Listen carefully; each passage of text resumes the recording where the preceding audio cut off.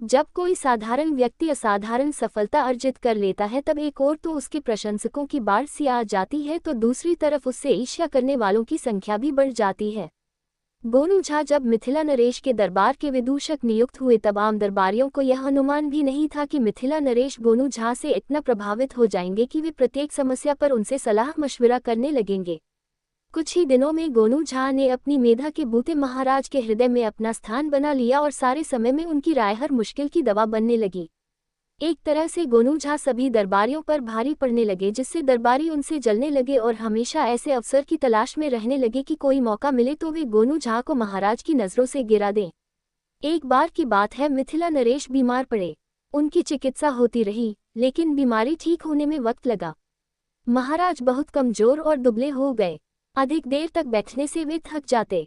दरबार में वे आते तो थोड़ी देर बैठते, महामंत्री को कुछ निर्देश देते, फिर आराम करने महल में चले जाते। एक दिन गोनू से बैर रखने वाले दरबारियों ने आपस में मंत्रणा की कि महाराज अभी स्वास्थ्य लाभ कर रहे हैं। उनकी स्मरण शक्ति लंबी बीमारी से क्षीण हो गई है, सामयिक बुद्धि भी मलिन पड़ गई है। महाराज अपनी बीमारी के कारण थोड़ा वहमी भी हो गए हैं। ऐसे में यदि महाराज को कोई ऐसा सुझाव दिया जाए जिसे पूरा करना टेढ़ी खीर हो, आसान तो कतई नहीं हो, और किसी तरह वह मुश्किल सा काम गोनू झा के मत्थे मढ़वा दिया जाए तो समझो कि गोनू झा की मिट्टी पलीद होनी ही है। इस तरह गोनू झा के विरुद्ध षड्यंत्र का बीजारोपण हो गया। धूर्त दरबारियों ने आपस में विचार किया कि महाराज से कहा जाए कि यदि वे प्रतिदिन शेर का एक गिलास दूध पिएं तो शीघ्र हटे कट्टे हो जाएंगे। जब एक दरबारी महाराज को ये सुझाव दे तो दूसरे दरबारी उसकी हाँ में हाँ मिलाएं, और जब महाराज इस सुझाव से प्रभावित हो जाएं तो उनसे कहा जाए कि शेर के दूध का इंतजाम इस दरबार में केवल गोनू झा ही कर सकते हैं, क्योंकि पूरे दरबार में उन जैसी सूझबूझ वाला व्यक्ति कोई नहीं है। दूसरे ही दिन जब महाराज दरबार में आए तब मंत्रणा के अनुरूप दरबारियों ने अपनी तिकड़मी योजना को अमल में लाना शुरू कर दिया। महाराज अपने आसन पर बैठे ही थे कि एक दरबारी ने अपने आसन से उठकर कहा, महाराज आप अपने स्वास्थ्य पर ध्यान दें, दवा दारू ठीक से कराएं। क्षमा करें महाराज, मैं छोटी मुंह बड़ी बात कर रहा हूँ, मगर क्या करूँ, आपकी यह हालत मुझसे देखी नहीं जाती। आप दिनों दिन कमजोर होते जा रहे हैं।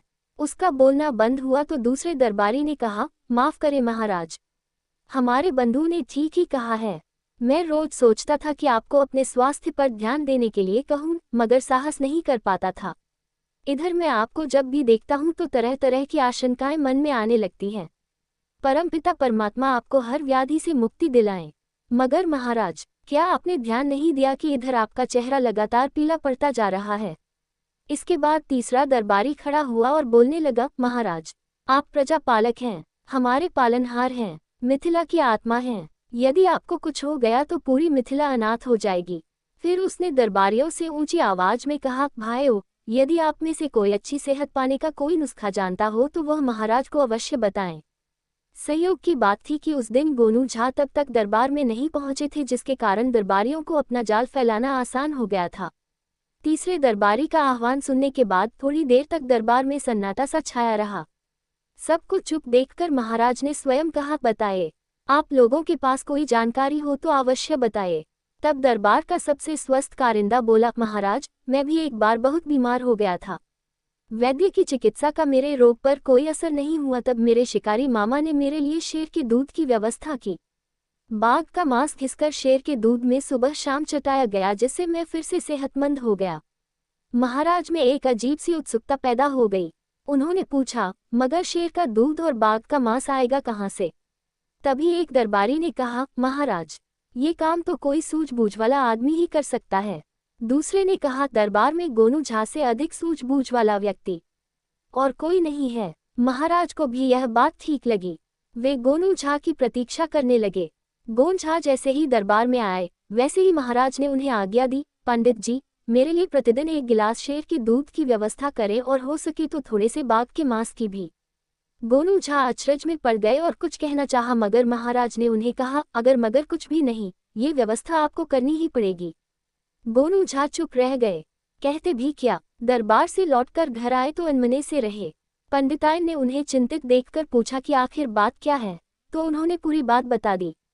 पंडिताइन ने उन्हें कहा कि वे चिंतित नहीं हों, सामान्य रहें, आज रात में ही वह खुद इस समस्या का निदान कर देगी। गोनू झा ने पूछा भी कि मगर कैसे? तो पंडिताइन ने उन्हें कहा कि इसकी चिंता वे नहीं करें कि कैसे, बस कल से प्रसन्नचित्त होकर समय पर दरबार जाएं। इसके बाद गोनू झा को भोजन करा लेने के बाद पंडिताइन एक थापी और गंदे कपड़ों की एक पोटली लेकर महाराज के सरोवर पर पहुंच गई। महाराज के कमरे के निकट पड़ने वाले सरोवर के पाट पर बैठकर वह जोर जोर से कपड़ा थापी से पीटने लगी। थापी की आवाज से महाराज की नींद खुल गई और उन्होंने पंडिताइन को पकड़वा कर अपने पास बुलवा लिया। पंडिताइन को देख महाराज अचरज में पड़ गए और पूछा, क्या बात है, इतनी रात को आप राज सरोवर में कपड़ा धो रही हैं? पंडिताइन ने जवाब दिया, महाराज, दरबार से लौटते ही पंडित जी ने एक बच्चा जना है, उनकी तीमारदारी के बाद गंदे कपड़े धोने इस समय यहाँ आ गईं। महाराज चकराए, अरे क्या बोल रही हैं आप, मर्द भी कहीं बच्चा देता है?